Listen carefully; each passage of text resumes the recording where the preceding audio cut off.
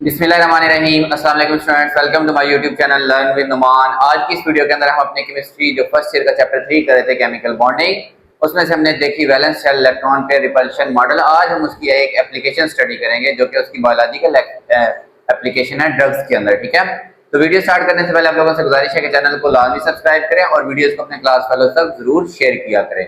ठीक है फ्रेंड्स, तो ये जो टॉपिक है जिसके अंदर हम देखेंगे कि हमारे कैसे जो ड्रग्स के मॉलिक्यूल है उसकी शेप किस तरह अफेक्ट करती है कि उसने कहाँ पे जाके अपना अटैक करना है, कहाँ पे जाके उसने ट्रीटमेंट करनी है। ठीक है, तो इससे पहले कुछ टर्मिनोलॉजीज हैं इस टॉपिक के अंदर, वो हम देखते हैं टर्म्स। सबसे पहले ड्रग क्या होती है?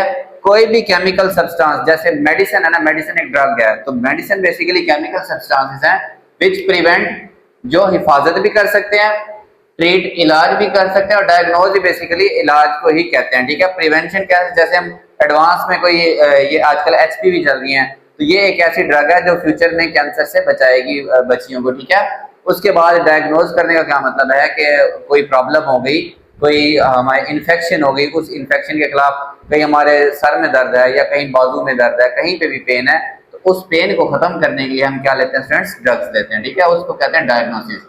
तो ड्रग क्या है? तमाम वो केमिकल सब्सटेंसेस जो हमें बचाते हैं या इलाज करते हैं। ठीक है, उसके बाद स्टूडेंट्स सबस्ट्रेट का एक लफ्ज यूज होगा। सबस्ट्रेट क्या होता है? आपको पता है, अब सर में दर्द है तो मैं मेडिसिन खाऊंगा, तो मेडिसिन को कैसे पता कि जी जो गोली है वो उसने सर में जाके इफेक्ट करना है। ठीक है, या मुझे अगर कहीं पे जख्म है तो मेडिसिन को कैसे पता कि उसने वहीं पे जाके बाइंड करना है। ठीक है, तो इसके पीछे रीजन ये है कि वो इन पॉइंट्स को जहां पे हमें कोई प्रॉब्लम है बेसिकली हम कहते हैं सबस्ट्रेट। वो भी देखेंगे मेडिसिन को कैसे पता, वो पॉइंट्स जहां पे ड्रग इंसानी जिस्म के साथ इंटरेक्ट करेगी। ठीक है, जैसे अगर मुझे यहाँ जख्म है या कोई सोजिश है, तो ड्रग ने यहाँ पे जाके जो इंटरेक्ट करना है, तो अंदर बॉडी के अंदर वो जो पार्ट होगा जहाँ पे ड्रग जाके इंटरेक्ट करेगी वो कहलाता है टारगेट या फिर सबस्ट्रेट। क्या कहलाता है स्टूडेंट्स?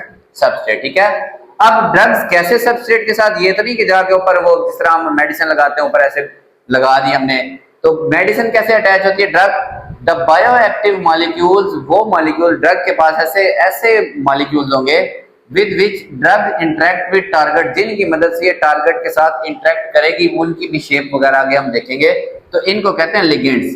तो कोई भी ड्रग इंसानी जिस्म के साथ किस चीज के जरिए जुड़ती है? लिगेंड के जरिए जुड़ती है। ठीक है, और हमारा जिस्म या वो रिसेप्टर्स, वो मॉलिक्यूल हैं, रिसेप्टर्स ऐसे मॉलिक्यूल्स होते हैं विच रिस्पॉन्ड टू लिगेंड्स, यानी कि टारगेट्स के पास या सबस्ट्रेट के पास ऐसे मॉलिक्यूल्स बायोलॉजिकल जो इन लिगेंड को रिस्पॉन्ड करते हैं। ठीक है जी, आ जाओ जुड़ो, हमें यहाँ ट्रीटमेंट की जरूरत है, वो कहलाते हैं हमारे पास रिसेप्टर्स कहलाते हैं स्टूडेंट्स। ठीक है, अब देखें ना, लिगेंड्स तो फिर है पूरी बॉडी में, लेकिन बॉडी को जहाँ पे जरूरत नहीं है तो लिगेंड वहां पे अटैच नहीं होगा।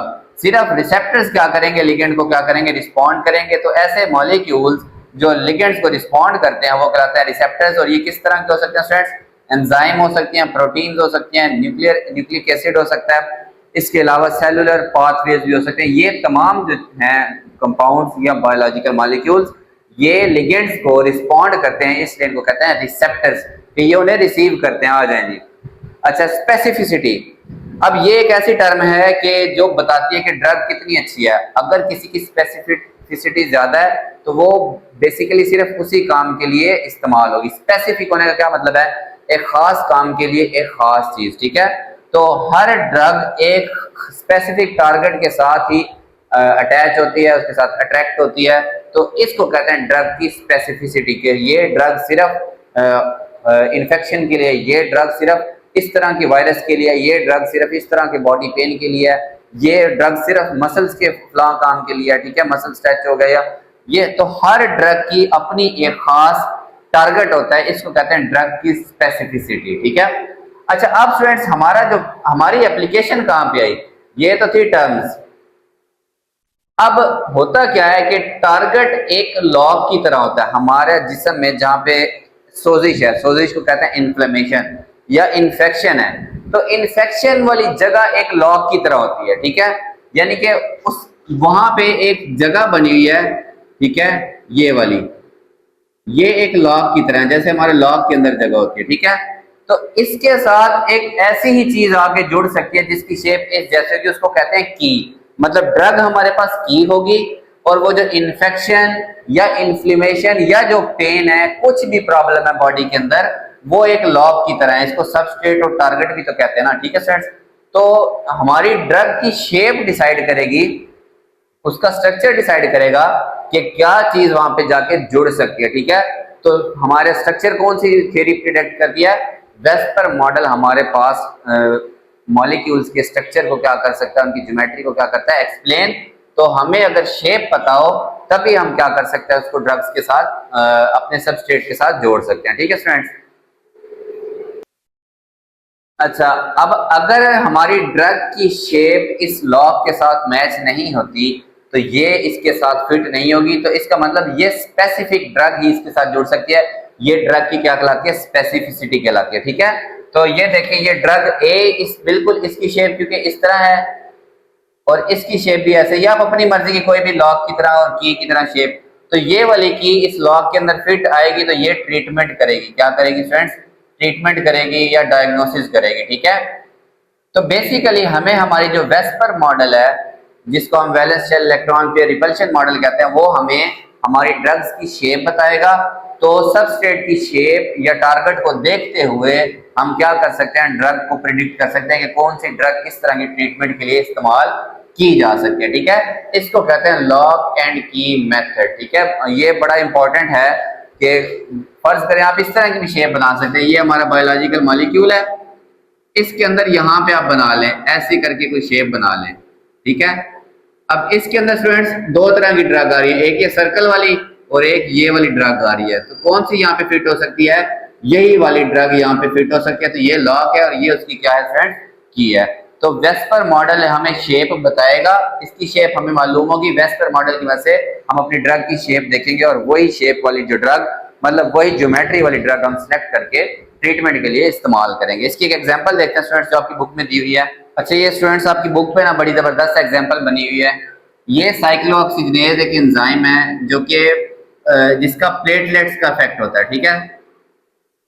ये जो एंजाइम है ना, ये इसका डाइमर है, एक ये है और एक ये जो बना हुआ है, ये एक इसका पोर्शन है, ये दो, ये डाइमर है, ठीक है। यहाँ पे भी इसका कुछ स्ट्रक्चर्स ऐसे मौजूद है। शेप बड़ी कम्प्लेक्स होती है, इनकी इतनी सिंपल नहीं होती। तो ये स्टूडेंट्स क्लॉटिंग, ठीक है, जब प्लेटलेट्स प्रोड्यूस करेंगे तो क्लॉटिंग और इन्फ्लेमेशन काज करते हैं, मतलब सोजिश, ठीक है। तो हमारे लिए ये क्या होते हैं? प्रॉब्लम काजिंग होते हैं, मतलब डिस्कम्फर्ट क्रिएट करते हैं बॉडी में, ठीक है, पेन होती है। अब होता क्या है, ये इनकी एक्टिव साइट्स हैं। ये इधर से स्टूडेंट्स ये जो है ना हमारी बॉडी के साथ इंटरेक्ट करके प्लेटलेट्स प्रोड्यूस करती हैं, यानी कि ब्लड में क्लॉटिंग, और इसके अलावा बॉडी में इन्फ्लेमेशन काज करती हैं। अब हमारे पास जो एस्प्रीन है ना स्टूडेंट्स, एस्प्रीन बेसिकली इसके पास ये एसिटाइल ग्रुप है जो सैलिसिलिक एसिड के साथ जुड़ा होता है, H रिप्लेस होके जुड़ा होता है, ठीक है। इसकी शेप इस की तरह है, जो सिर्फ यहाँ पे स्पेसिफिकली इसके साथ कोवलेंट बॉन्ड बना के क्या करती है, सिरिंज जो इसकी प्लेस है, ठीक है, इस पे यहाँ पे क्या करती है, ये हमारे पास जो एस्प्रीन है, ये सिरिन रेजिड्यू की क्या करती है, इरिवर्सिबल एसिटाइलेशन कर देती है, ठीक है। मतलब ये एसिटाइल ग्रुप यहाँ अटैच हो जाएगा और वहां से हाइड्रोजन निकल के दोबारा ये सैलिसिलिक एसिड बन जाएगा, ठीक है स्टूडेंट्स। अब ये जो है ये प्रोसेस रिवर्सिबल है, इसने उसकी एक्टिव साइट्स को ब्लॉक कर दिया, ये इनहिबिट करेगी कि वो मजीद प्लेटलेट्स प्रोड्यूस ना करे। तो इसका क्या है, एस्प्रिन का एंटी प्लेटलेट इफेक्ट होता है, ये मजीद क्लॉटिंग से बचाएगी, इन्फ्लेमेशन से बचाएगी। तो ये हमारे पास एक तरह की है और ये इसका क्या है, लॉक है। तो वेस्पर मॉडल की मदद से बेसिकली हमें इसकी और इसकी शेप का पता चला था कि शेप प्रिडिक्ट करके कि ये वाली शेप यहाँ पे इसके साथ क्या हो सकती है स्टूडेंट्स, फिट हो सकती है और उसकी एक्टिव साइट को क्या कर देगी, ब्लॉक कर देगी, उसको इनहिबिट करेगी कि वो मजीद इन्फ्लेमेशन कॉज ना करे, ठीक है। तो ये स्टूडेंट्स हमारे पास एप्लीकेशन है वेस्पर मॉडल की। होप सब लोगों को समझ आई होगी। आपने इसको सिंपल सा स्टडी करना, ज्यादा डेप्थ में इसके अंदर जाने की ज्यादा जरूरत नहीं है, ठीक है। तो चैनल को लाजमी सब्सक्राइब करें और वीडियोस को अपने क्लास वालों के साथ जरूर शेयर किया करें। अल्लाह हाफ़िज़ फ्रेंड्स।